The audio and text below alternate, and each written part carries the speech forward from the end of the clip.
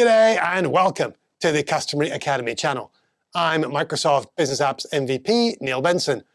My goal for the Customer Academy is to help Microsoft Dynamics 365 and Power Platform teams build amazing, agile business apps. Welcome. Today I'd like to discuss what empiricism means to building complex enterprise Dynamics 365 and Power Platform applications. A couple of weeks ago, I had a photo shoot done for the new Customer website that's coming later this year. I'm working with a personal branding photographer, Louise Williams, and she was asking me about concepts that I'm trying to explain in my agile coaching and training programs. One of those is empiricism. Scrum is based on the empirical process, which is when we're building mission-critical business applications because it's impossible to predict all the challenges and the changing requirements that come up while your team are building the app. But what is empiricism exactly? How could I explain it to Louise, a former psychologist turned personal branding photographer, in a way that would not only make sense, but that we could somehow capture in a photograph? How do you capture a photograph of empiricism? As Louise and I were chatting about my early career, she learned that I studied biochemistry. And in my final year, my team ran an experiment to transpose the luminescent gene from jellyfish into yeast. If you're into biochemistry, we were transposing the gene that expresses GFP, which is the green fluorescent protein, from the jellyfish Equoria victoria through a bacterial vector, Escherichia coli, into the yeast strain Saccharomyces cerevisiae, which is just baker's yeast.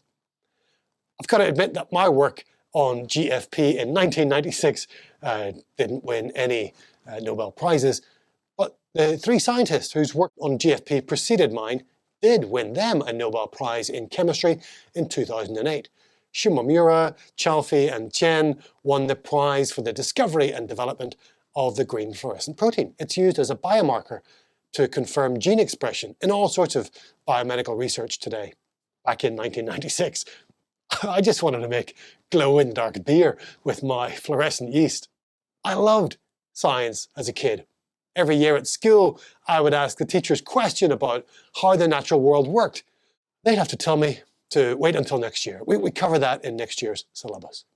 Eventually, in my third year at university, I remember asking the lecturer a question, and he said, "Benson, you've reached the limit of human knowledge. If you want to know the answer to that question, you're welcome to write a hypothesis and join my research team as a doctoral student." You've reached the limit of human knowledge. How cool is that? Sorry to say, I never did become a doctoral student of biochemistry, but in my own way, I have been trying to advance the limit of human knowledge. I guess we all are. You and me we're both building unique business applications that no one has ever built before. You're solving problems that couldn't be solved before. Your team is advancing the limit of human knowledge. Whether you've been a biochemistry student or not, you've probably managed to advance the limit of human knowledge, or at least your own knowledge. Maybe you've done something like this in one of your projects. You've had an idea about how you might be able to meet a requirement. You built something to test that idea. You examined the results with your team, and you learned something new, either because your idea worked or it didn't. Either way, you probably learned something new. That's empiricism. Empiricism is simply learning by doing something, by experimenting. We've seen it all the time in science, and we've applied it to our professional lives. I've seen it called PDCA, Plan, Do, Check, Act, also known as the Shewhart cycle, or OODA loops, Observe, Orient, Decide, Act, which came from the US Air Force's Colonel Boyd. He was applying empiricism to combat operations. The scientific method that I learned in primary school is an empirical method. In science, we observe a phenomenon skeptically, we formulate a hypothesis about what's causing that phenomenon, we conduct experiments to either refine or disprove our hypothesis, and we report our conclusions. We have an idea, we conduct an experiment, we test the result, and we discuss the outcome. That's empiricism. Maybe it sounds obvious to you that empiricism is the best way to handle complex work, the type of work that we do when we're building enterprise mission-critical applications. But you know what?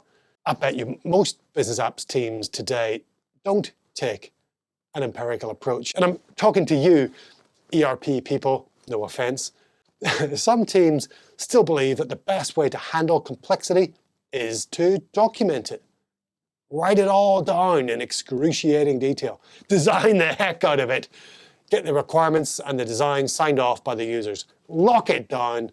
Charge them squillions if they change their minds or if we run into something unforeseen. That's kind of the opposite to empiricism. It's called defined process control. It's a great way for manufacturing products precisely and with very high degrees of quality control.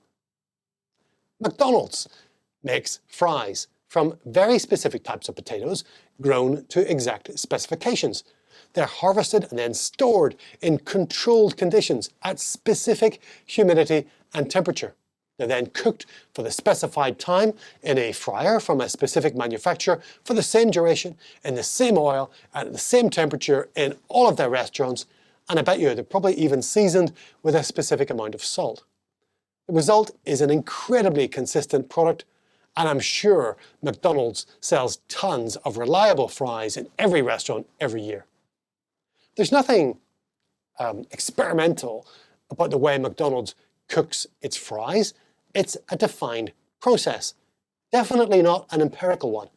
We don't get, new teenage employees joining McDonald's and inventing new ways to cook or prepare fries. In fact, I remember reading a biography, I don't know if it's by Ray Kroc or about Ray Kroc. He was the owner of McDonald's. He bought it from the McDonald's brothers. And what happened when they expanded their restaurants outside Southern California? For some reason, the fries didn't taste the same. Same potatoes, same oil, same fryers, same cooking procedure. But in Southern California, the potatoes were stored outside in the warm, dry air before they were prepared as fries. Elsewhere in the United States, they were stored inside or refrigerated, so they had a slightly different moisture content, and the result was a product that didn't taste quite as good. And do you know how Ray Kroc figured out the cause of the difference, the temperature and the humidity at which the potatoes were stored before they were cooked? That's right, he experimented. He observed the phenomenon of fries that didn't taste right. He hypothesized that it might be because of the moisture content. He ran experiments in stores inside and outside Southern California that mimicked the storage conditions of the potatoes in Southern California. He observed the results of his experiment, perfect fries, and he shared the results with all his restaurant owners. In the end, there was some empiricism in the origins of the McDonald's potato fries, but not anymore. The procedure for transporting and storing potatoes and cooking fries is now a well-defined process that's executed consistently across McDonald's restaurants, probably worldwide. If empiricism means learning through experimentation, why is that so important in Scrum? How do we actually run experiments in practice when we're building business applications using Scrum? Good questions. Let's address the first one first. Why is empiricism important in Scrum? The empirical approach encourages experimentation, which is critical in software development because I believe it's impossible to predict all the challenges that may arise during the course of a project. By experimenting and learning from our experiences, our teams can discover better ways of building software and adapt our approach accordingly. Scrum is a framework for developing complex products. Unlike simple products, we don't know what our final product is going to look like before we start the project. The requirements are not known and cannot be completely known in advance. The designs of the components we're going to build aren't known in detail before we begin building them. Now, if you're building simple products or deploying simple applications, that's not complex work. If you've ever built a simple Power App on an Excel or SharePoint data source on your own in a few days, that's not complex work. You could have analyzed all your requirements in advance and designed the app up front, but for really simple work, even those steps are often unnecessary. Some Microsoft partners can deploy Dynamics 365 Business Central in a couple of weeks because they've pre-built industry templates and they've boiled the work down into a set of repeatable, proven procedures that a consultant can follow. I'd argue this is not complex work either. Using Scrum for simple Business Central deployments is unnecessary. It's overkill. At the other end of the scale, here are some other examples of more complex work. Most ERP implementations, certainly those involving finance and operations, supply chain, HR, project operations, building mission-critical or enterprise-scale Power Apps, creating new data platforms to support novel business intelligence apps, or deploying Dynamics 365 customer service while transforming your support processes. These are complex problems. Analysis in advance and upfront design just doesn't work. Many teams have tried, have failed, and they end up as blowouts in the IT press. Instead, we need to take an empirical approach to complex work. We build a small feature. It could be a prototype, a proof of concept, or an increment. We test it by reviewing it with our stakeholders, and we learn from their feedback. That's why Scrum's pillars are transparency, inspection, and adaptation. Without them, there's no empiricism. Those are the pillars. We keep going feature by feature until the sum of all the features is a useful application that we can deploy into production. Incremental development. The concept of building small increments iteratively is one way that we embrace empiricism in our business apps teams when we're using Scrum. But there's another form of empiricism that I think is possibly even more important than incremental development, and it's using empiricism to improve how we work. Traditional approaches to software development have very little to say, almost nothing to say about how to improve how we work. At best, some traditional projects have a lessons learned document or a post-implementation review procedure to capture improvements that could be used in future projects. Good luck finding and using the outputs of those exercises. I bet those docs are buried somewhere in the project's SharePoint folder that you and I don't have access to, or maybe that's just me. If you're capturing that learning at the end of your project, when your application is live in production, it means you've missed the opportunity to improve how you work during the project. Imagine working through all the phases of discovery and analysis, design, development, testing, and deployment, and not getting any better at any of those things until after the app is in production. That could be years later. Ugh. What I love about Scrum are the opportunities for self-reflection by the team about how they're working. We do it every sprint during the sprint retrospective. We observe some phenomenon, create a hypothesis, and in the next sprint, we conduct an experiment to test our hypothesis, and from the results, we draw some conclusions. My business applications teams have conducted hundreds or maybe even thousands of tiny ways of working experiments over the past 15 years to frequently nudge the way that we work together. The empirical approach emphasizes the importance of collaboration and communication within our Scrum team and with our stakeholders. And this ensures that everyone is aligned on the application's goals and its progress.